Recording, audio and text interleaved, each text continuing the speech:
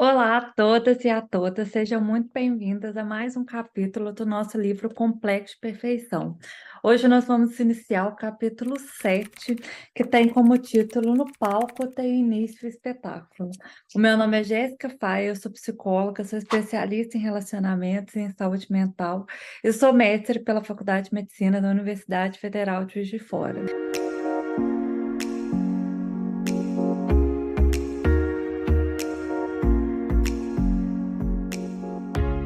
Esse capítulo ela vai falando de como as nossas experiências com relação ao nosso corpo têm muito a ver com as experiências que as mulheres, por exemplo, da nossa família tinham com respeito ao corpo. Ela começa dando o exemplo da menstruação, né? O tanto que às vezes a mãe odiava ficar menstruada, falava daquilo como sendo algo horrível, como sendo um período muito difícil, como sendo, né, o pior momento do mês. E o tanto que a criança, às vezes, a criança, adolescente, né, vai desenvolvendo a mesma ideia sobre aquela situação, de achar que é um momento horrível, de achar que é tudo péssimo, que é um momento que o corpo é péssimo, e vai criando formas de se relacionar com o próprio corpo que às vezes nem são suas, são formas ensinadas. Então, por exemplo, se a mãe tem uma rejeição sobre o peso, tem uma rejeição sobre algum aspecto do corpo, e a filha nasce com aquela mesma característica, né? O tanto que são gerações odiando o próprio corpo, né? São gerações odiando, às vezes, uma característica que é até familiar.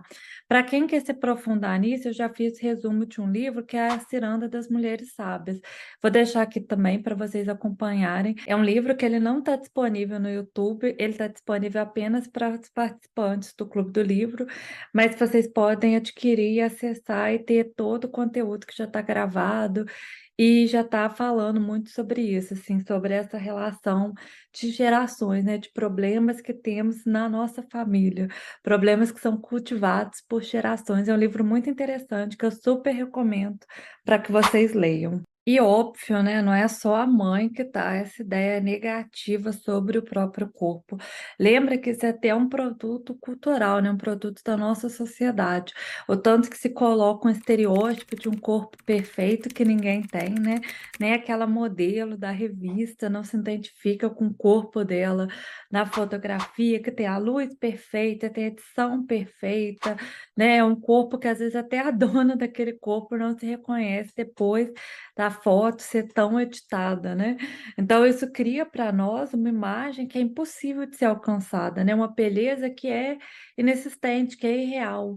Então, até é um produto do momento que a gente vive, né, da sociedade que nós vivemos, de ter essa insatisfação pelo corpo, essa busca constante por mudanças, né, de não poder envelhecer, de não poder transparecer o envelhecimento. Isso também vai criando uma cobrança em cima do nosso corpo, né, de tantas regras, de tantas normas que são uma cobrança irreal, né, que você tem que estar sempre saudável, que você tem que se alimentar da melhor forma, que você tem que malhar todo dia, que você não pode engordar, que você não pode envelhecer, né? Que seu corpo tem que estar sempre perfeito e maravilhoso, esteticamente harmonioso. E são cobranças sociais que é impossível de manter, como eu disse, né? E se a gente não tomar cuidado, além de criar essa disfunção da nossa imagem corporal, isso também pode levar a um processo de adoecimento da nossa saúde mental muito grave. Na página 154, ela fala sobre esse processo de autoimagem, né? Como você constrói a sua ideia de autoimagem. Ela fala aqui que a autoimagem ela abrange tanto características físicas quanto psicológicas. É a forma que nós interiorizamos como nós somos. E como nós nos percebemos, como percebemos os nossos sentimentos, atitudes. E aí isso mostra muito também como cuidamos de nós mesmos, né? Como nos consideramos, se você se considera uma pessoa de alto valor, ou se você considera você como sendo uma pessoa desprezível, uma pessoa miserável, uma pessoa feia, boa, ruim, né? É muito interessante, assim, como que essa imagem é construída, essa autoimagem é construída não só no aspecto físico, mas também no aspecto psicológico.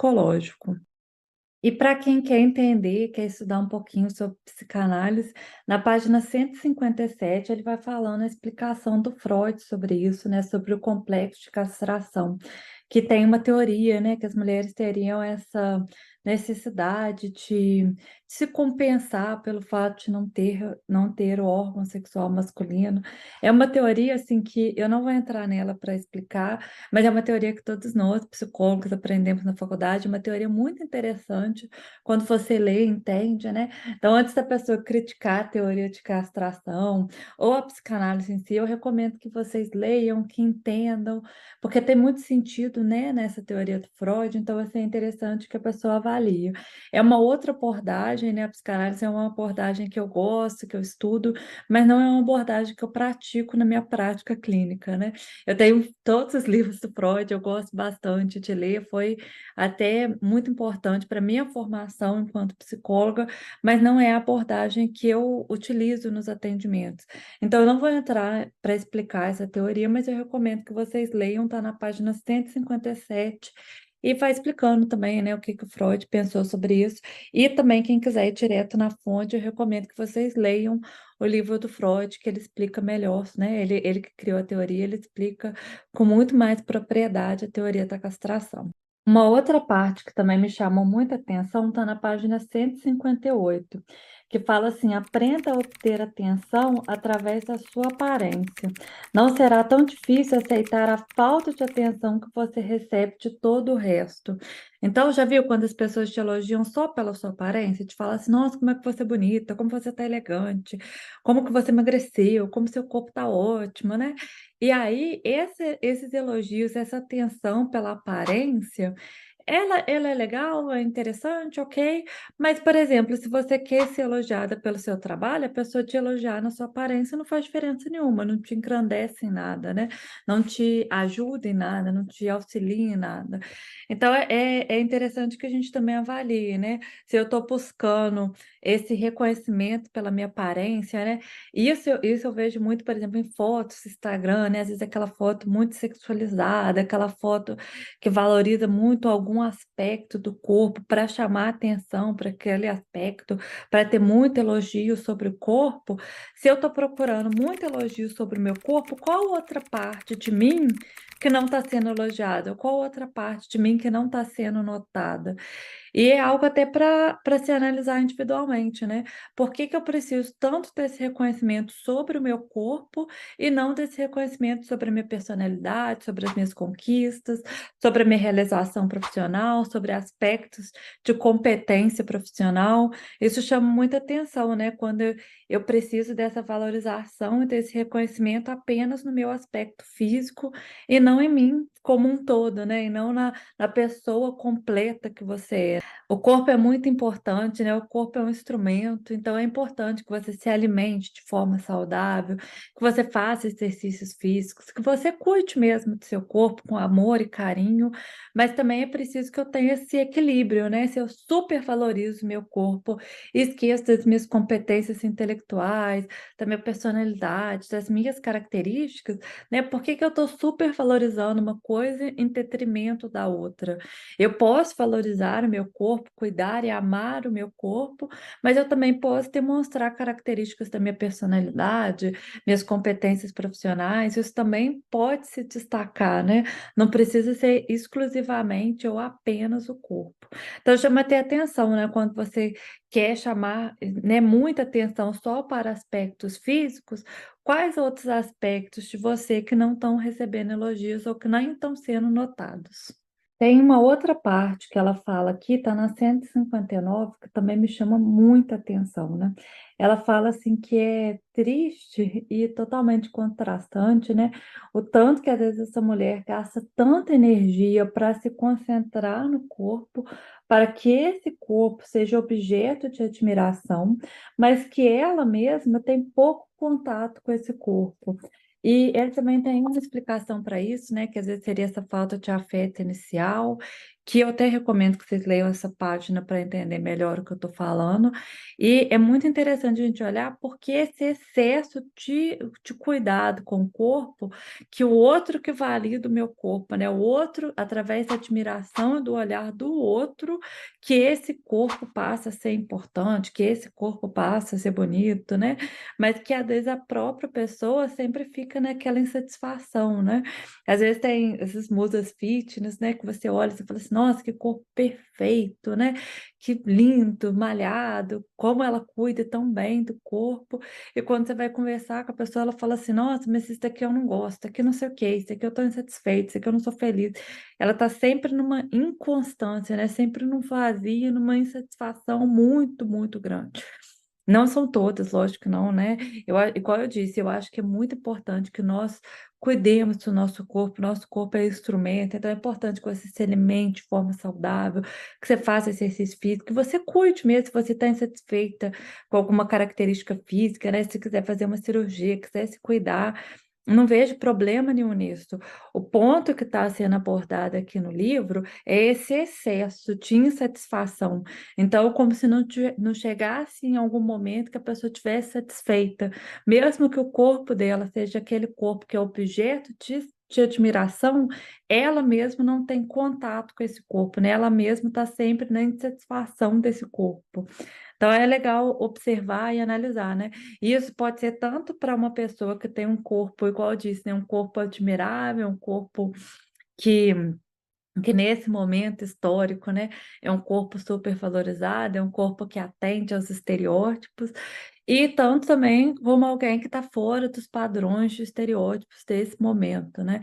E tanto que gera essa desconexão mesmo com o próprio corpo, e essa eterna insatisfação com o próprio corpo. Ela fala sobre um anseio de exibição, né? Quando a pessoa quer se destacar, quer ser diferente, quer mostrar as suas próprias características, mas também tem um medo pavoroso, né? Um medo intenso de mostrar ao mundo quem ela é. Então ela fica sempre nesse conflito, assim, né? Eu quero me destacar, eu quero ser a melhor, eu quero, né, ter um destaque, por exemplo, profissional, mas aí no momento que eu tenho esse destaque, então, o meu chefe vai perceber quem eu sou, vai perceber que eu sou uma farsa, vai perceber que eu não sou boa o suficiente, vai perceber que eu tenho medo paralisante, vai perceber que eu não sou competente. E sempre nesse conflito, assim, né? Eu tenho uma exigência de me destacar, uma vontade imensa de me destacar, mas quando esse reconhecimento vem, quando esse destaque vem, vem um medo que paralisa e o medo de ser, né, de não ser suficiente para estar naquela posição de destaque. Isso é a síndrome da impostora, né, que é até interessante analisar, ver cada caso, e esse medo que eu falei é até inicial, né, porque a impostora, a síndrome da impostora, ela já está naquela posição de destaque. Esse medo seria um medo antes de ela atingir essa posição, né? Então ela fica sempre nesse conflito. Eu quero me destacar, mas no momento que eu me destaco, as pessoas também vão ver que eu não sou boa o suficiente, também vai vir um medo que me paralisa, né? Então, é quase a evolução da síndrome da impostora, né? Eu recomendo que vocês leiam também para entender. Eu estou na página 161. Na página 162, ela fala sobre a pressão da vaidade. Ela até coloca um exemplo, né, de uma pessoa que coloca um vestido que não se destaca muito, que passa despercebido, mas mesmo assim ela gostaria de ser escolhida a rainha da noite, né? Então, aquela pessoa que quer passar despercebida, como se nem existisse, às vezes com uma timidez mais intensa, mas ainda assim quer ser reconhecida. Então, fica sempre nesse conflito, né? Eu quero que ninguém me note, mas também quero que alguém repare as coisas que eu estou fazendo, né? E aí ela até fala assim que essas pessoas elas sofrem uma pressão imensa por serem formidáveis, mas não conseguem às vezes agir de uma forma livre, franca, e fica sempre nesse sentimento como se estivesse no palco, né? Como se estivesse sendo analisada e criticada e pressionada o tempo todo. Então, assim, quanto mais a pessoa quer passar despercebido, quando tem alguma atenção para ela, é como se ela estivesse no palco mesmo, né? Então, aquilo às vezes paralisa, aquilo ela fica muito nervosa, com medo excessivo de críticas, de rejeição. Isso faz com que a pessoa fique mais engessada, né? E não consiga mesmo se comportar de uma forma mais livre, mais espontânea, falar o que pensa, falar o que acha sobre as coisas. Na página 165, ela dá o exemplo do que seria um narcisismo saudável, que é quando a criança está lá andando de bicicleta, e aprendendo a andar e conseguindo andar sozinha, e ela pede a aceitação, né? Ela pede a validação da mãe. E aí, quando essa mãe vira e fala assim, né? Quando ela consegue segurar o guidão da bicicleta sozinha, se virar sozinha, andar de bicicleta mesmo, né? Literalmente sozinha, essa mãe vira e fala assim: que maravilhoso, como você é esperta. Tá vendo? Seria uma forma de narcisismo saudável, né? Que você demanda a atenção de uma pessoa que é o seu suporte emocional e essa pessoa te valida emocionalmente, né? Essa pessoa valida as suas características e faz esse reconhecimento, né? Quando ela fala assim, que menina esperta, né? Que menina capaz, parabéns que você conseguiu. Então você tem um esforço e você tem esse reconhecimento. Isso seria, né, num modelo de atenção e de validação emocional saudável. E logo abaixo ela vai falando o que que seria uma ferida narcisista, né? Quando a pessoa não tem esse modelo de validação saudável, que é quando acontece alguma coisa e a criança não é reconhecida pelo pai, né? Ela é tratada, ela é exposta e ela é tratada como se fosse tola. Isso gera uma dor de humilhação, isso faz com que a criança passe a reprimir, a ter raiva, a sentir a crítica e a reprimir os seus sentimentos. Então, por exemplo, se a criança vai lá e consegue fazer alguma coisa na escola e o pai vira e fala assim: ah, não fez mais que a sua obrigação. Né? A criança começou a andar de bicicleta e o pai vira e fala assim: ah, mas o seu coleguinha já começou a andar de bicicleta 1 ano atrás. Seu coleguinha já fazia isso há muito tempo. Então, não teve esse reconhecimento, né? Alguns pais nem fazem isso por mal ou nesse intuito de crítica dos filhos, né? Mas faz isso no sentido de comparar e falar assim: ah, mas o filho do coleguinha, né? Ou o seu coleguinha, o filho do vizinho, já faz isso, o filho do vizinho faz tal coisa, o filho do vizinho não sei o quê, né? Ou as outras crianças da sua escola já conseguem ler, já conseguem contar. Então, em vez de validar aquela criança, estimula a comparação e faz com que essa criança tenha essa ferida narcisista, né? De não se achar boa e competente o suficiente. Isso, às vezes, os pais fazem, igual eu disse, né? No intuito de estimular, de falar assim, ah, o outro já consegue, você não.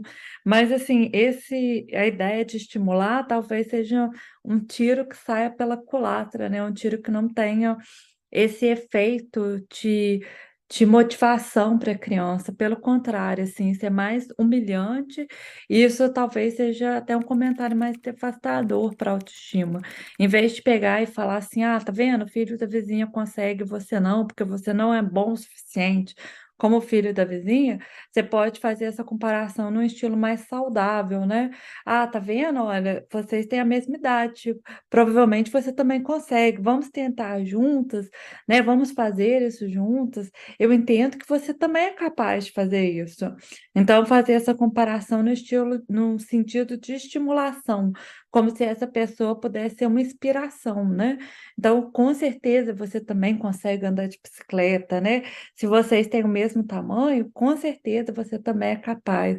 Tá vendo? Tem uma outra entonação, né? Um outro viés muito mais motivador do que essa comparação que eu devasta a autoestima de alguém. Ela até dá um exemplo disso na página 166, né? Que os pais eles deveriam resistir à tentação de discordar das grandezas dos filhos.